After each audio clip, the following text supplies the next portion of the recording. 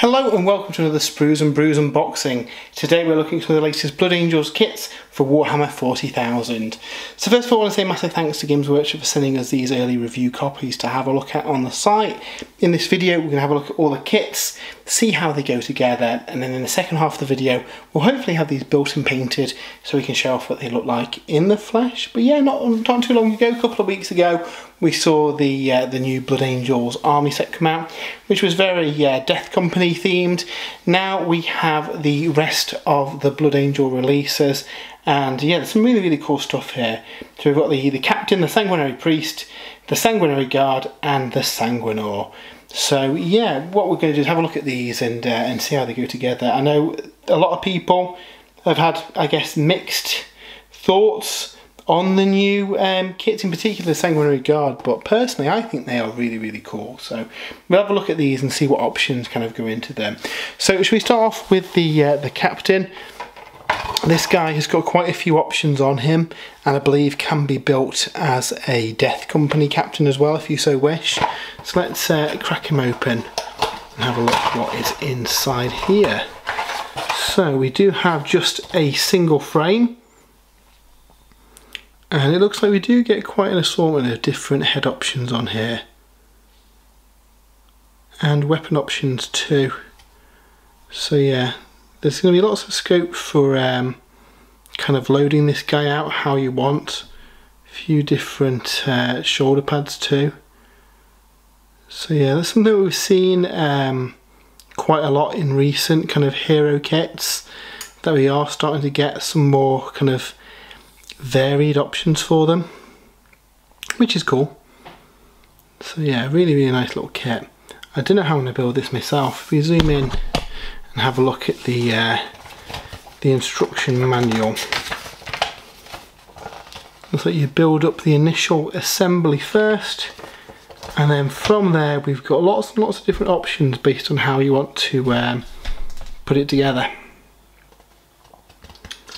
So yeah, again, all this is in line with the options on the in the Codex. But yeah, really fun. I really quite like the Dante lookalike loadout. He looks cool. So yes, that is the new Captain. Next up, we've got the Sanguinary Priest. Again, another classic kit that's coming back in plastic. Sadly, it doesn't have an option for a jump pack, which is a shame, because it'd be really handy alongside some certain squads within the Codex. But yeah, let's have a look at the kit. So again, just a single frame kit with just the character, like all these kits are for this one. And again, I suspect we've got a few different head options too, in order to give you a bit of variety. It looks like there's a few actual different options if you do have multiple Sanguinary Priests in your army, which may well be a thing that you want to do. It looks like we're going to have a bit of variety there. So again, we'll have a quick look at the instructions, see how this goes together. And again, looks like a fairly simple build, not too many parts on this one. But again, we do have a couple of different pose options, which is nice to see again. So if you have got multiples, they will look a little different, which is really good. And 3 different head options as well. So yeah, really nice. Again, we'll see all these painted up at the tail end of the video. The final character we've got in this wave is the Sanguinor. So we opened up this guy, and again, just a single frame. And this one isn't a massive departure from the original model. You know, a lot of people have got a soft spot for that model. This guy has got big proper wings, something the Sanguinary Guard don't have. It looks like the little scroll on there has got a bit of texture built into it too, which is nice. So that'll take to paint in contrast and stuff really nicely. And again on there as well. So sticking some script and stuff on there will be really easy with that kind of texture already there. But yeah, very nice kit. I'm looking forward to painting up this one. I want a lot of golden boys in my Blood Angels army. But yeah, really cool. And then again, we'll have a quick look at the instructions and see how this goes together. Again, not a massive amount of parts. This one I suspect has got a lot less options and customization than the other kits that we've looked at today. But yeah, he looks very, very cool. So yeah, before we jump into the future and have a look at the kits, we have got the Sanguinary Guard. Now this one has been a little bit Marmite. Some people don't like the fact that they haven't got the wings anymore. I think they look cool, and I really like the spear options they've got, and the kind of banner too. So let's open this up and see how these look in the flesh. So we'll take them to one side, and we get 3 mini sprues, which will build the 3 Sanguinary Guard. I suspect it's 1 per mini frame here. And like in the Codex, we've got options for both spears and swords as well. I'll probably build these initial ones with some spears because I think they look cool. Have a quick look at the other 2 sprues. With a nice shot here of that banner, which looks really, really good. There's a lot of potential for kit bashing with these as well. So if you did want to add wings to them, I'm sure there's other kits that you could pick up to give them those wings. Yeah, they were iconic, but I do like the look of these, and they were a lot slicker looking than the old ones, which were a little bit tiny. But yeah, they're really cool. I like them. So again, we get a transfer sheet in here. I suspect this is just a generic Blood Angels transfer sheet. This is a new one. I don't believe this was in the other box as well, because the other box was a Death Company box, and we do get successor chapters on there too. So that's quite nice. I do like that transfer sheet. And then finally, before we have a look at the painted models, we'll have a quick look at the assembly instructions as well. And again, it looks like we've got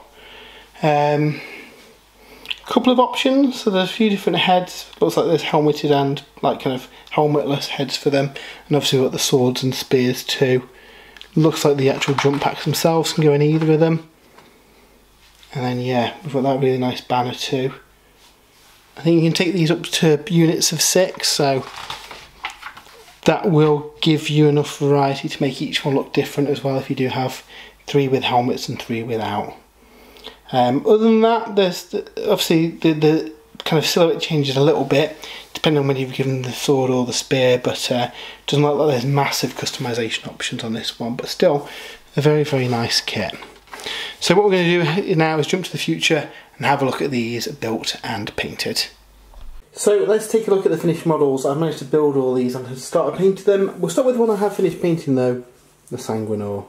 And it is an absolutely gorgeous model.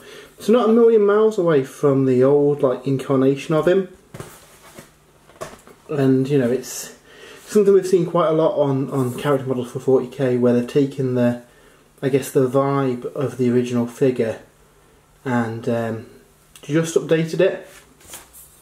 And we see similar here, some really nice detail sculpted with the death mask and his sword there. Quite a quick paint job for this video, but I can see some people doing some really nice kind of non-metallic metal and stuff on him. But yeah, really impressed with this figure. Really nice one. Big step up from the original one as well, which is cool. But yeah, I really enjoyed painting this guy up. I'm going to do quite a Sanguinary Guard heavy list, so having, you know, him, Dante, lots of gold in the army would be something I'm planning on doing, just because gold's really easy to paint. Speaking of Sanguinary Guard, we'll have a quick look at those. These are not as far along. I've started painting the gold armour, if the camera wants to focus on it. But yeah, really nice models. And I know these ones have been a bit Marmite. Some people really like them, some don't like them quite as much. And obviously they haven't got the big wings. They have got tiny little wings on the jump packs, but I still think they're nice models. You know, with the banner bearer detail there is really nice. You can give them spears instead of swords as well. If you have a look at 2 of the normal guys. I built these with swords for the first ones, but I'll probably pick up another unit to have with spears as well. And I think they look really good, nice. again, and that nice kind of shiny gold. I think they look really good. And lots of nice detail on them. And then if you have a look at the last one, this guy's a little bit further along. I've started to paint some of the red detail on him. But again, really, really nice sculpt. I did enjoy building these and starting to paint them up. So yeah, they're the new Sanguinary Guard. We'll have a look at the captain first, because there are parts on the sprue to make this guy look pretty much like Tycho. So you've got the gold death mask, you've got all the nice kind of gold armour details on him. And again, looks really good in that gold colour. You can also do him as like a standard captain or as a Death Company captain too.